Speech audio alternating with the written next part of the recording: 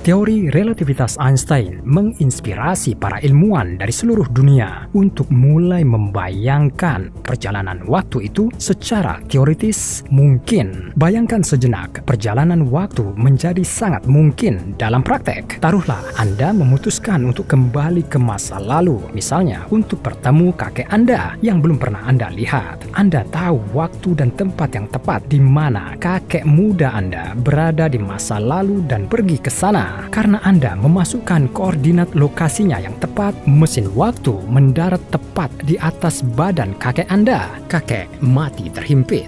Ternyata sekarang kakek Anda tidak bertemu nenek Anda, yang berarti orang tua Anda tidak akan lahir, apalagi Anda. Jika Anda tidak dilahirkan ke dunia, maka Anda tidak mungkin kembali ke masa lalu dan membunuh kakek Anda. Jadi, kita melihat bagaimana paradoks itu terjadi. Fisikawan menyebutnya paradoks kakek. Banyak sarjana menggunakannya sebagai argumen terhadap kemungkinan perjalanan ke masa lalu.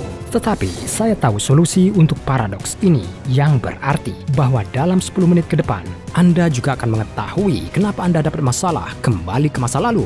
Dan bahkan, jika Anda malah membuat ini jadi kacau, meskipun hanya dalam beberapa detik, Anda sendiri akan mengerti. Jadi, apa solusi untuk paradoks waktu itu? Untuk mengungkap rahasia ini, pada tahun 1970-an, fisikawan Rusia Igor Novikov mengusulkan prinsip konsistensi diri. Prinsip ini didasarkan pada teori relativitas umum, yang menurutnya struktur ruang waktu dilengkungkan. Mengikuti kelengkungan ini, ada garis khusus yang mencegah pelanggaran hubungan sebab akibat pada waktunya. Karena perjalanan waktu hanya mungkin dilakukan di sepanjang garis ini, tidak mungkin mengubah masa lalu dan mempengaruhi masa kini dan masa depan. Fisikawan Kip Thorne percaya bahwa ada lubang cacing tepat di sepanjang garis ini. Ini adalah terowongan hipotetis yang mengarah dari satu titik ruang waktu ke yang lain. Lubang cacing seperti itu menunjukkan semua peristiwa, siklus, dan konsisten. Ini berarti bahwa penjelajah waktu tidak akan dapat mengubah apapun. Beberapa hambatan fisik akan menghalangi mereka atau tidak akan ada kesempatan membuat pilihan yang dapat mempengaruhi sesuatu. Karena itu, jika Anda mencoba membunuh kakek Anda tidak akan berhasil. Misalnya, jika Anda mengarahkan pistol ke kakek Anda, setiap upaya untuk menembaknya akan gagal. Pada saat yang sama, pistol akan bekerja dengan sempurna dalam kasus lain ketika tembakan tidak akan menyebabkan perubahan apapun dalam hubungan sebab akibat ruang waktu. Siswa di Institut Teknologi California, Fernando Echeverria dan Gunnar Klinghammer bersama dengan Kip Thorne memperluas pemahaman mereka tentang lubang cacing dan mencoba memecahkan paradoks kakek melalui permainan biliar. Mereka ingin tahu apakah bola biliar dapat dilemparkan ke dalam lubang cacing pada suatu sudut, sehingga jika terus berlanjut di sepanjang jalan yang diberikan, bola itu akan keluar dari lubang cacing di masa lalu membentur sendiri. Peristiwa ini akan sama sekali mencegahnya memasuki lubang cacing. Namun, melalui perhitungan matematis yang rumit, para peneliti mendapati fitur fisik dari lubang cacing itu sendiri dirancang sedemikian rupa sehingga mereka tidak akan membiarkan bola jatuh dengan sendirinya. Lebih tepatnya, bola dapat mengenai dirinya sendiri. Ini tidak akan secara signifikan mempengaruhi jalur perjalanannya. Hal yang sama akan terjadi dengan kakek dan pistol Anda. Dia mungkin menceritakan kisah tentang masa lalu ketika dia diancam dengan pistol oleh seseorang yang mirip cucunya, tetapi kisah hidupnya tidak berubah. Misalkan, memiliki semua informasi tentang prinsip konsistensi diri dan lubang cacing Novikov ini, demi rasa ingin tahu, Anda mulai menembak pistol ke kakek Anda karena Anda sepenuhnya yakin bahwa hukum fisika tidak akan membiarkan Anda membunuhnya. Namun hal yang tidak terduga terjadi. Peluru itu mengenai kepala kakek Anda. Anda panik. Anda masuk ke mesin waktu, kembali ke waktu Anda dan mendapati kalau rumah keluarga Anda dan semua jejak lain dari keberadaan Anda hilang. Faktanya adalah bahwa agar prinsip Novikov berfungsi, harus ada mekanisme tambahan yang akan menyebabkan pistol macet atau memaksa kakek Anda untuk menghindari peluru, seperti Neo di Matrix. Hanya hukum fisika seperti itu yang mampu melindungi sebab akibat dari tangan-tangan ceroboh para penjelajah waktu yang belum ditemukan. Karenanya, seluruh komunitas ilmiah telah menolak prinsip konsistensi diri Novikov. Jadi, paradoks kakek membutuhkan solusi yang berbeda. Untungnya, solusi seperti itu ada dan diberikan kepada kita berkat penelitian tentang perilaku cahaya. Kembali ke tahun 1803, ketika para ilmuwan berdebat tentang apa itu gelombang cahaya atau partikel cahaya, Thomas Young mengakhiri diskusi ini. Dia melakukan eksperimen di mana dia mengekspos seberkas cahaya ke layar buram dengan 2 slot. Diharapkan bahwa 2 garis cahaya paralel akan keluar melalui lubang, tetapi cahaya melewati celah seperti gelombang.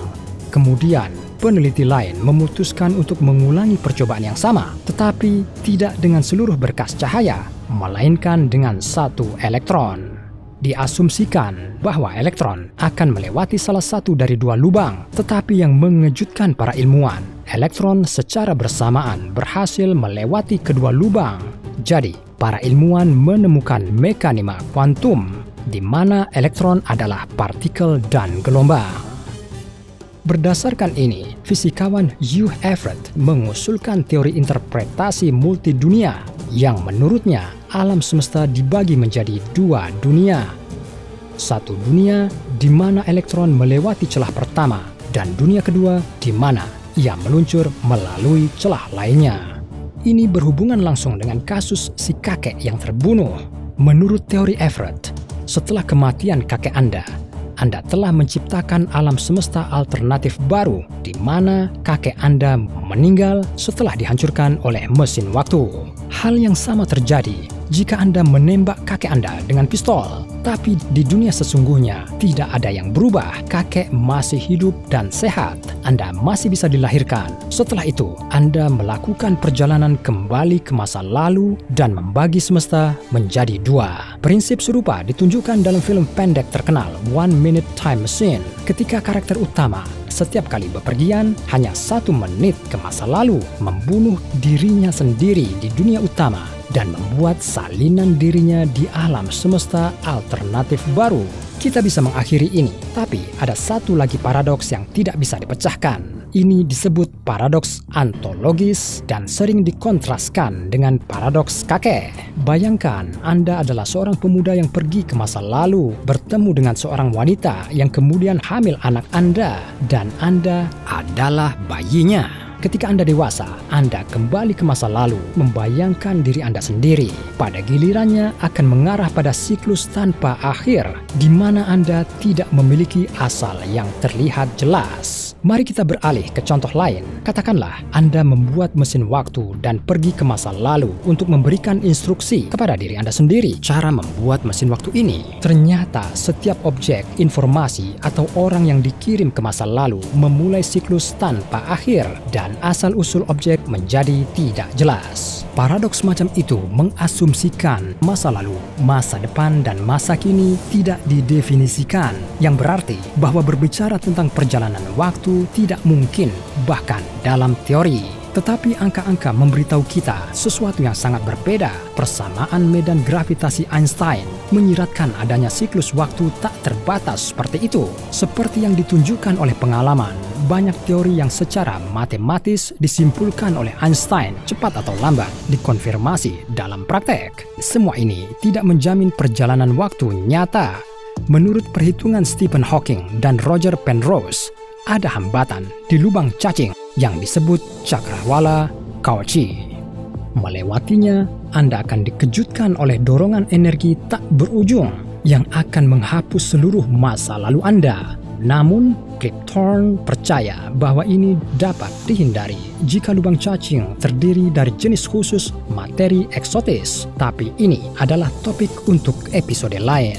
Bagaimanapun, kemungkinan besar kita hidup di alam semesta primer yang hanya akan mulai terpecah ketika umat manusia belajar melakukan perjalanan ke masa lalu atau masa depan. Kemudian banyak ilmuwan akan mulai menghilang dari alam semesta ini demi penelitian. Namun, ternyata penemuan mereka hanya akan menguntungkan penghuni alam semesta paralel. Jika Anda memiliki kesempatan seperti itu, apakah Anda akan meninggalkan dimensi asli Anda untuk memulai hidup dari nol dalam realitas paralel? Beritahu kami di komentar.